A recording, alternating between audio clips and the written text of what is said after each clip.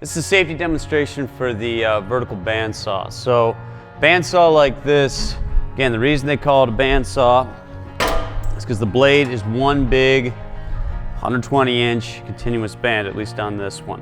So the only part you see or work with is that small piece right here that comes through the table. So we want to keep these closed when you're doing any type of cutting. But this thing, just to show you, this is how we clean it out. We have to vac this up every once in a while. This is how we change out our blades here. This right here is our guard. So the guard needs to be about 1/4 inch above your piece of material when you're making a cut. So we want to adjust this by grabbing the handle back here, adjusting this thing up or down, and then locking it back again. So I'm going to grab my piece of material. Okay, the bandsaw doesn't necessarily make a straight cut as it does a free cut, meaning you can cut anything as long as you don't make too tight of a curve. If you do make too tight of a curve, you're going to take and you're going to flex the blade. So I'm going to cut on this red line. I want to make sure I cut on the scrap side of the line here. I'm going to adjust my guard so this thing is 1/8 to 1/4 above the piece. So I'm going to cut on this line here. I'm going to adjust this to the height. So I'm going to grab behind, drop the guard down, and I'm about 1/4 inch above the material. Lock it up.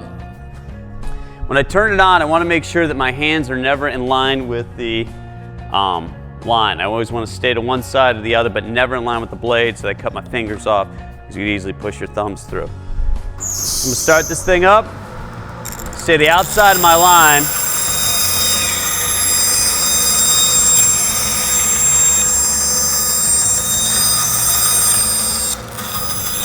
Okay.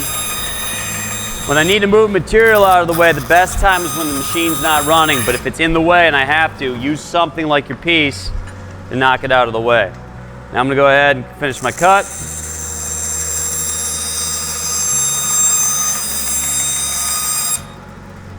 Okay, and I'm going to get a little bit closer.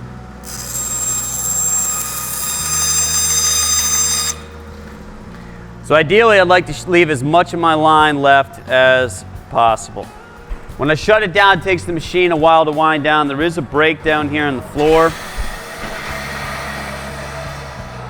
Fortunately, the pad on ours is broken a little bit, but that will stop the machine a little bit quicker. Okay? So clear the material out without having to touch it. Now, if I want to make a odd-shaped cut, let's do something weird. If I want to make an odd-shaped cut, I'm going to have to take and make some relief cuts ahead of time on that piece so that pieces break off as I do it. So I can make a straight cut, but that piece will then fall off. This one will fall off, that one will fall off, and that one will fall off. That way I won't bind the blade. First thing, I'm going to make some relief cuts.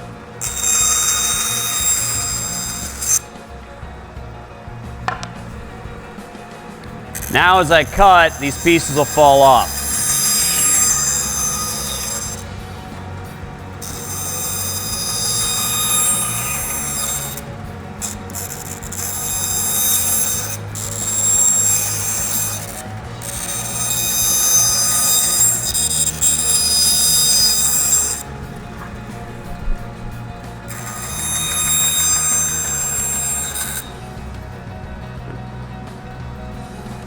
Okay, next, if I want to try and make a straight cut with this, I can use what's called a miter gauge. This is a miter gauge.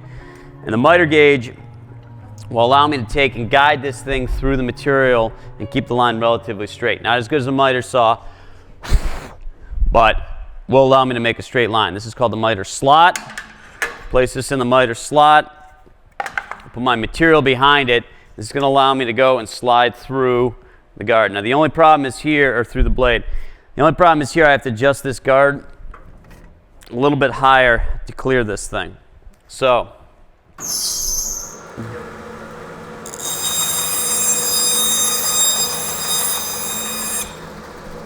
okay.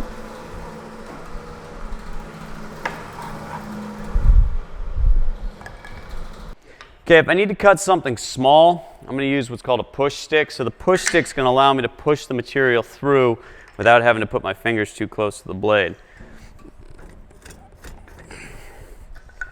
So it'll allow me to guide, my hand stays safe and out of it, and I can use my push stick to do it.